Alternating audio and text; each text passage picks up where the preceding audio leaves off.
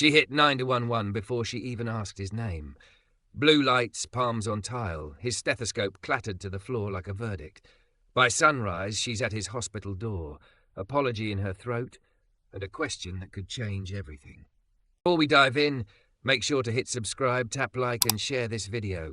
The more voices we reach, the louder these stories become. And drop your city in the comments. Let's see where love finds us. The storm had a way of bending the city into itself. Rain banding the windows, taxis hissing like matchsticks struck against wet pavement. She loved days like that. Storms made people buy things. They booked tables, moved dates, begged for rooms. Weather was leverage, and Camille Hart, thick hip, soft waist, velvet dress the colour of midnight wine, made a whole career out of leverage. She arrived at the Starbucks on Wilton and 8th just after 7, phone already humming, mascara still drying. The place throbbed. Grinders chewing beans, a milk frother crying like a kettle, the air full of cinnamon and damp coats. She threaded through suits and backpacks, her perfume, vanilla and orange peel, making a bright lane in the line. She ordered a flat white and a bottle of water because she knew she'd forget to drink it later, and slid toward the handoff bar to make a call about a venue crisis. That's when she saw him. He was tall, easily 6'2", with shoulders that made his charcoal scrubs look tailored, dark skin gleaming where the rain hadn't fully dried, wool coat open over a navy hoodie. A stethoscope, sleek black, peeked from a side pocket of his bag. He wasn't at the register. He hovered near the end of the counter, phone to his ear, eyes on the door like someone expecting trouble. He glanced at her latte when they called Camille, then glanced away, mouth tightening as if measuring something he didn't want to say out loud. She told herself it was nothing. Men stared. Men hovered. Men had followed her to her car in the past with laughter in their eyes and apologies on their tongues. 6 months ago, a client meltdown had turned into doxing. Strangers emailed her at 2 a.m. with threats dressed as jokes. Since then, her gut had been rewired. Everything hummed like an alarm. Flat white for Camille, the barista, blue hair, kind eyes. Sang. Camille reached. The man shifted at the same moment, angling for the space she occupied, phone still pressed to his cheek. Her cup jolted against his forearm. Hot milk licked her knuckles. "Hey," she yanked back, voice sharper than she meant. "What's it?" He stepped away at once, both hands up, palms open. "Sorry, I'm on a consult. I told her I'd—" "You didn't order," she said before he could finish. "You're just standing." His gaze flicked to her face, then past her to the window. "I'm waiting on someone. She's outside. I'll order when—" "Yes, Rina, I'm here," he murmured into the phone. "Deep breaths. In for 4, hold 2, out for 6. I hear you." That sentence should have cooled her. It only fed the heat. Why did he have to say her name? Why did his voice have to be so steady, so low, like a bass line? Why was he taking up space by the handoff bar without paying? It was only a sliver of tile, but it was hers for the 6 minutes it took to get the drink. This was the logic Panic used. Inventory your territory, defend it. She moved away, latched onto a high top near the window, and thumbed her screen. 9, 1, 1. The digits bloomed like bruises. She didn't raise her voice. She didn't make a scene. She said, "There's a man here who won't order. He's making me uncomfortable. He's blocking the counter." "What's your location?" the dispatcher asked. She rattled it off, glancing up to see the barista wave a to-go cup with Langston scrawled in green marker. The man didn't take it. He was still talking, eyes gone soft in a way that confused her. Someone braced to comfort, not harm. "Ma'am, do you feel unsafe?" the dispatcher asked. Camille's throat clicked. "Yes," she said, hating how easy the word came. 2 patrol cars slid up faster than she expected, lights soundless in the rain, and the entire cafe seemed to inhale.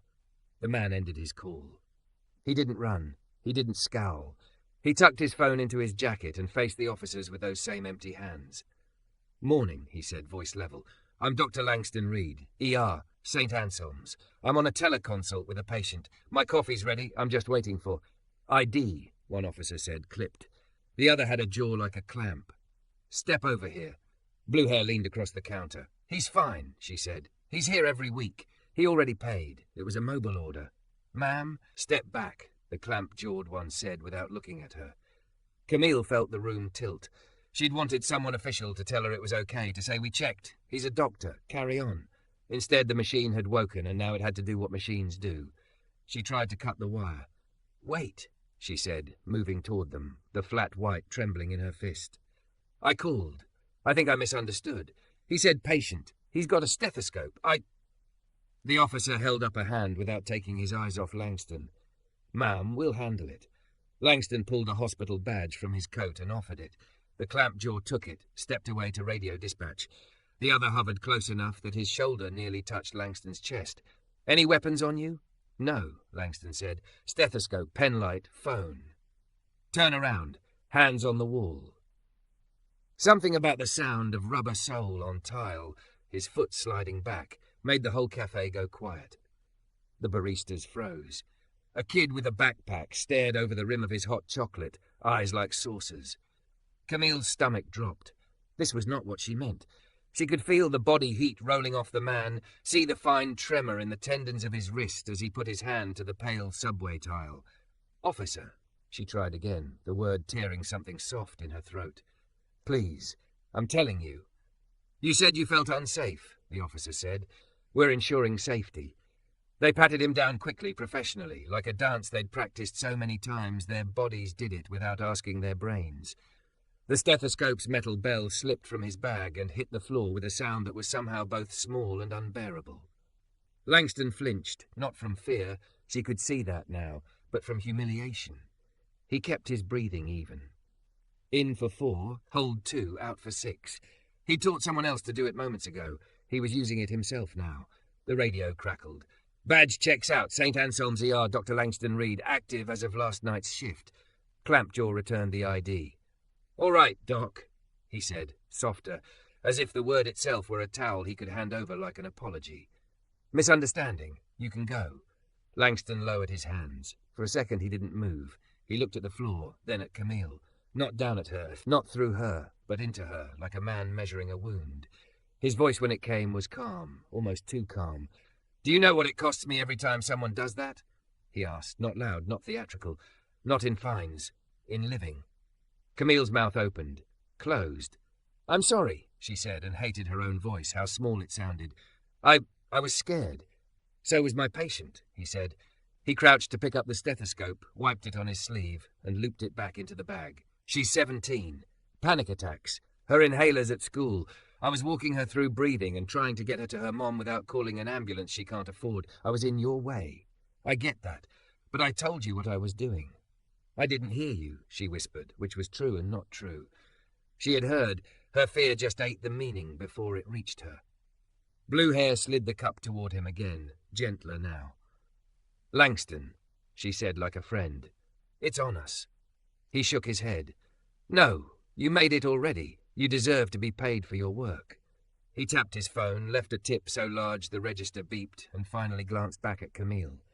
"If you ever feel unsafe again," he said, "ask a question before you pull a lever that drops a trapdoor under someone else's feet."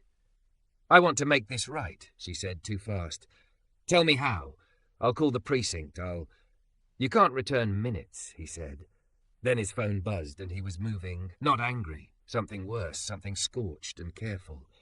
He pushed into the rain with his hood up, one hand steadying the bag against his ribs, the other already to his ear.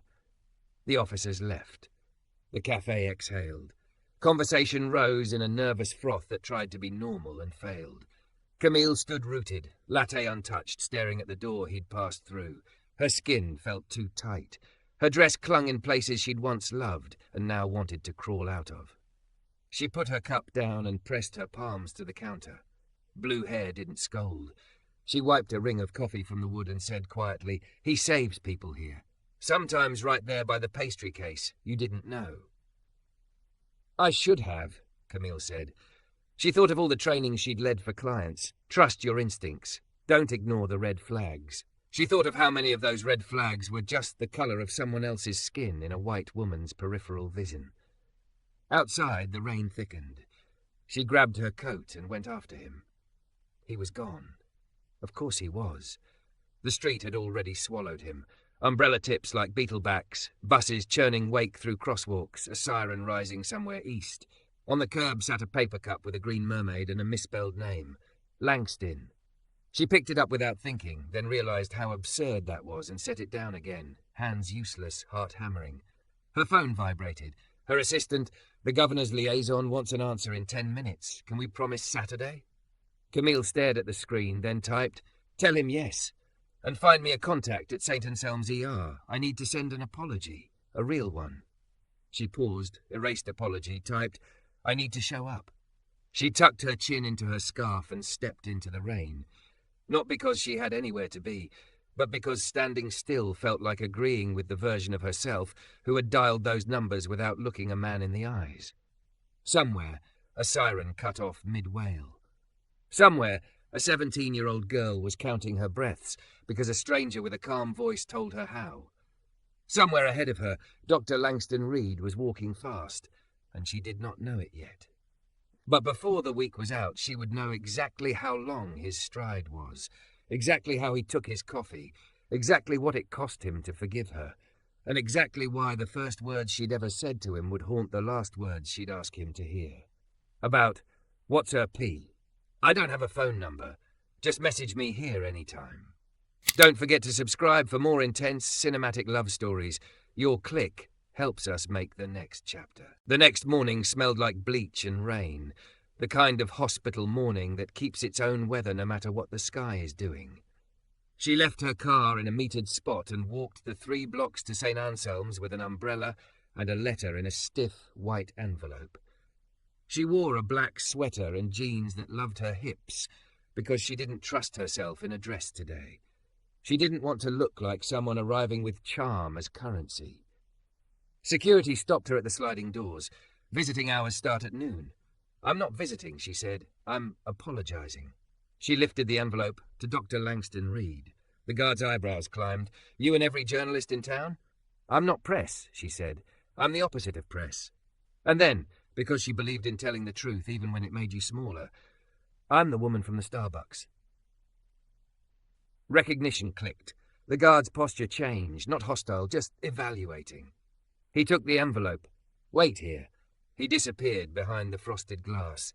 She waited, counting breaths like she'd heard him say. In for 4, hold 2, out for 6.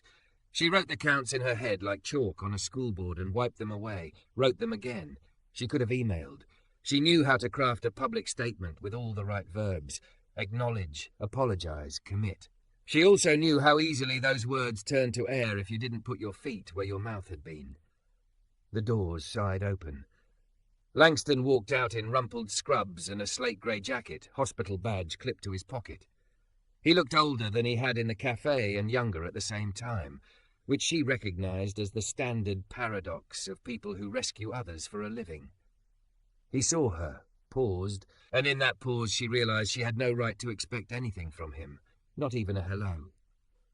"Security says you're delivering a letter," he said. "I am," she said, handing it. "But I wanted to say it too. Not to ask for absolution, just to put weight on the right side of the scale." Her voice was steady by miracle or adrenaline. "I was wrong, Dr. Reed. Not because you turned out to be a doctor. I would have been wrong if you were a carpenter or a dancer or unemployed. I didn't ask a question. I pulled a lever. You told me exactly what you were doing, and I chose a story instead. I'm sorry." He studied her, the envelope unopened in his hand. The hum of the automatic doors made a small wind between them. "You do crisis for a living, don't you?" he said, not unkindly. "I do." She smiled without showing teeth. "So I know how this sounds.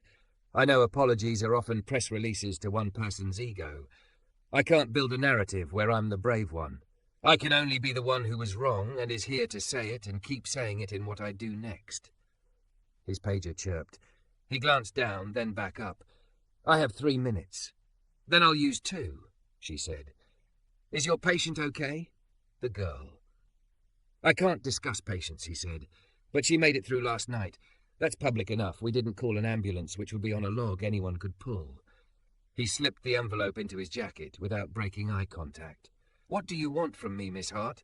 To return minutes, she almost said, then swallowed it. He'd already told her that was impossible. "To put something back where I took something. Do you have a fund? For inhalers, rides, translation, whatever social work can't stretch to cover." "The hospital has one," he said. "It's perpetually underfed. But if you're thinking you'll slap your name on a wing, don't, anonymous or not at all." "Anonymous," she said. "And not as a substitute for learning. I'll sign up to volunteer at your Saturday clinic. I'm good at forms. People hate forms. He looked at her again, more closely, like a second exam after the initial triage. You can come fill out forms. No pictures, no speeches. No, I used to be. I won't tell anyone, she said. Not even my reflection. His pager chirped again, longer. He half smiled, half winced. Trauma bay. If you want to help, don't block doors. I learned that one, she said, and stepped aside. He was already turning when she said, too fast. I'm still sorry. He nodded, not as a blessing, more like a fact logged. Then he was gone through the doors, swallowed by the antiseptic air. She didn't leave. She sat at a metal bench under a watercolour painting of a sailboat and watched the morning pour through the hospital. A grandmother with a scarf tucked like a prayer at her throat. A kid in a soccer jersey gnawing his thumbnail. A man holding flowers like they might bite him. She texted her assistant to reroute the morning's calls, told her to tell anyone who asked that Camille had laryngitis, which was true if you squinted. The part of her voice that issued orders had nothing to say. At 11, a nurse from community outreach stuck her head through the vestibule and said, You the form lady? Dr. Reed says you're either brave or stubborn. I'm wagering both. Come on. They put her at a folding table in the clinic annex with a stack of clipboards and a bin of pens that didn't work. The room smelled like hand sanitizer and orange slices. A cartoon poster on the wall demonstrated the difference between choking and choking but wheezing. She learned to say, What's the name on your insurance exactly as they have it, without making anyone feel like a test. She tracked down an Arabic translator for a grandmother by asking the custodial supervisor if his cousin was on shift. She offered chairs. She fetched water. She didn't stand near any doors. Around noon the storm flickered, and the lights did the thing lights do, a quick gasp and everything grey on grey. Someone swore at the breaker panel. The generator coughed awake, stubborn, old. A boy in a hoodie started coughing too, the kind that comes from the bottom of a lung. His mother's hands went to his shoulders and then to her own chest, as if by pressing there she could spread air. Deep breaths, Camille said, surprising herself with the authority in it. In for 4, hold 2, out for 6. She counted with him, fingers tapping the numbers on the edge of the clipboard because she'd forgotten to breathe when he started to forget, and she needed the metronome for both of them. I've got you. Langston slid in like a shadow made of intention, already snapping open a spacer, already fitting a mask. You're okay, he told the boy. To Camille without looking away, keep counting. She counted. The boy's ribs stopped laddering quite so high. The mother started matching the cadence, 2 people on one rope, hauling. The wheeze softened. When the boy's eyes stopped pinballing, he looked up at Camille. You sound like TikTok, he said, which she decided to take as a benediction. Thanks, she said. I'm more of a dinosaur. Langston handed the mother a sheet with bold black squares. These are the signs that mean come back right away, he said. Don't wait, and we'll get you a refill voucher. He straightened and finally looked at Camille, real looking now, not the triage glance. Good coaching. I had a brutal teacher, she said softly. He charges in espresso. A flicker passed behind his face, humour, grief, a memory of hands on a wall, and was gone. Clinic's short 3 volunteers next Saturday, he said, as if they were discussing weather. If you're still interested. I am. Be here at 8, he said. Wear shoes you can ruin. She came at 8, and the next week, and the week after that. She learned which pens worked by the way their caps clicked, learned the names of the receptionist's kittens, learned that the vending machine would try to eat your dollar unless you smoothed it against the edge of the counter first. She watched Langston stitch a boy's eyebrow while telling him, without looking up, that it was okay to cry about the skate ramp and about the uncle who left. She watched him stop a woman from apologizing for bleeding on the floor. She watched him eat half a granola bar and tuck the rest into his pocket like a secret for later. Once in an elevator, an administrator in a cobalt suit stepped in and said to Langston, Transport's on 2. This one's staff only. As if his badge were a borrowed costume. Camille inhaled to speak, and Langston's hand twitched almost imperceptibly, a small stop sign in the air. He said, I know where I work, with a smile that held. After the doors slid shut, she whispered, I wanted to light him on fire. I know, he said. But I'm the one who pays the heating bill. Teach me, she said, when it's my turn to speak, and when it's my turn to sweep the floor. He looked at her then, really looked, and there was something like weather breaking in his eyes. You're learning, he said. Just don't mistake proximity for permission. Don't mistake effort for repair. I won't, she said. I don't want a sticker. I want to be useful. And I want. She stopped, surprised at herself. I want to know you when you're not holding someone's breath together. He didn't answer. The doors opened to a corridor that smelled like lemon cleaner and soup. A volunteer wheeled a cart past with paperback romances and baby blankets. He stepped out, then turned back. I like my coffee black with 1 sugar, he said, if you're making a run. She learned his stride. She learned the shape of his laugh, the one he saved for jokes that surprised him, and the one he used when he didn't want anyone to worry. She learned the way the muscles in his forearm braided when he lifted a toddler out of a chair, the way he always showed his palms first when he entered a room in a hurry. On a Thursday in late November, a video surfaced. Someone had filmed the Starbucks incident from behind a stack of holiday tumblers. The internet did what it does. Her inbox split in two, half the world calling her a monster, half congratulating her for protecting yourself. Clients texted with polite alarm. We support you, one wrote, which meant, don't make us pick sides. She wrote a statement. Then she deleted it. She set up her phone on a stack of books and recorded herself instead. No makeup, no spin. She told the story from her side and then ripped the floorboards up from under it. I'm not asking for forgiveness, she said. I'm asking white women who look like me to notice the reflex I mistook for wisdom. I will not monetize this lesson. I will not tour it. I will be at a clinic on Saturday with a box of working pens. She posted it. She lost a client before dinner. She slept like someone who'd finally stopped clenching. At dawn, she carried 2 coffees into the ER vestibule. He met her with a look she couldn't pass. You didn't have to do that, he said. I didn't do it for you, she said. I did it because I don't want to live inside a story that keeps you on a wall. He took the cup, sipped, made a small face that made her want to kiss him, and apologized to his tongue at the same time. Too much sugar, he said. I'm learning, she said. He glanced at her sweater, at the umbrella hooked over her arm, dripping rain onto her boot, at the envelope peeking from her bag with the edges worn from being opened and refolded. 8 on Saturday, he said again, as if granting nothing and everything. She nodded. I'll bring better pens. He started to turn, then stopped. Camille? Yes. My patient that morning, he said, careful with each word, came by yesterday.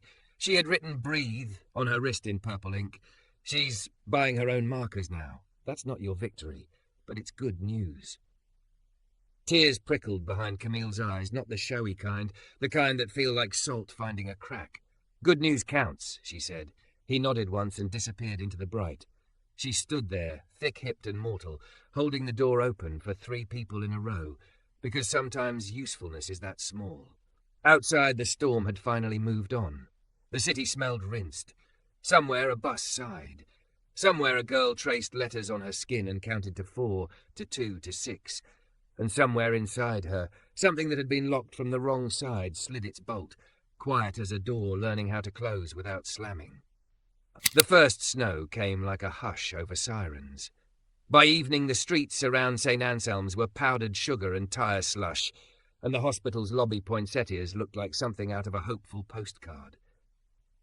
Camille arrived with a canvas tote of clipped pens and granola bars, hair tucked into a black beanie, sweater skimming the soft curve of her waist. She'd stopped trying to disappear inside her clothes. She had learned to move her hips and her voice without apology, to let her size be part of how she carried help. She found Langston at triage, sleeves shoved to his elbows, forearms corded, a thin crescent of wear beneath his eyes. He nodded when he saw her, a small heat passing between them that made the air seem less antiseptic. Pens, he said. Pens, she said, lifting the bag like a sacrament. And the good granola, not the ones that taste like regret. He almost smiled. You have impeccable clinical judgment. The storm pushed the city inward. A multi-car fender bender became a waiting room full of stiff necks and apology flowers. The power flickered once, twice, then steadied. A Winter League basketball game lost 2 teens to sprains and 1 to a clean, bright fracture that Langston set with a gentleness that made the boy's mother cry. Camille ferried clipboards and comfort, fetched warm blankets from the warmer, learned which machine in radiology ate quarters for hot chocolate and which swallowed them whole. Near 10, the doors hissed and a man staggered in with a toddler in his arms, the boy limp and ashy. "Please," he said, voice shredded. He just... Langston was motioned before words, calling for a room, for O2, for a nurse with a mask and a neb. The child's chest hitched like a moth, beating against glass. The father, a big man in a paint-flecked hoodie, hovered wide-eyed at the threshold, then stumbled as a volunteer reached to guide him back. "Sir," the volunteer said, too bright, "we need you to wait outside." "Wait," the man said, and his stare swung to Langston, then snagged on his skin, on his scrubs, on the authority of his hands. Panic curdled into something uglier. No, I want a real doctor." Camille felt the old reflex flick its match. The room narrowed, the air thinned, the word unsafe rose like a reflex on her tongue. She bit it. She stepped to the man's side, not in front of him, not blocking, just there, and opened her palms so he could see them. "Sir," she said, keeping her voice low and sturdy, the way Langston kept his, "you're scared. I would be too. Ask me your questions. Ask him your questions. Don't pull a lever. Talk to me." "My boy can't breathe," he said, the words wobbling, not angry anymore, just animal. "I can't." "Then let him help," she said, tipping her head toward the room where Langston was already fitting a spacer, already coaching with that baseline voice. "He's the one you want, I promise." The man looked at her, at the room, back at her. Something unclenched. He pressed his fist to his mouth and nodded. "Okay," he said, hoarse. "Okay." Minutes stretched and snapped. The boy's lungs loosened. Colour crept back into his mouth like dawn. The father sagged into a chair and sobbed into his paint-dusted palms. Langston stepped out, stethoscope slung like a question mark. "Stable," he said quietly. "Gonna keep him for observation, but he's okay." The big man shuddered. "I'm sorry," he said, squinting at Langston through tears as if the apology required a target. "I was wrong." Langston crouched so their eyes met. "Fear lies," he said. "It tells you stories with your own voice. You listened, then you listened again. That matters." After they wheeled the boy upstairs, the ER sagged into its midnight rhythm, quieter, somehow more dangerous. Langston washed his hands like a prayer. Camille refilled the glove bins. They passed each other in the hall 3 times and touched shoulders each time, a wordless inventory. Here, still here. "Sneak out," he said finally, eyes flicking to the clock. 5 minutes, before the next storm. They pushed through the ambulance bay doors into a cold that bit and cleared. Snow feathered the floodlights. The city hummed under it, patient and resigned.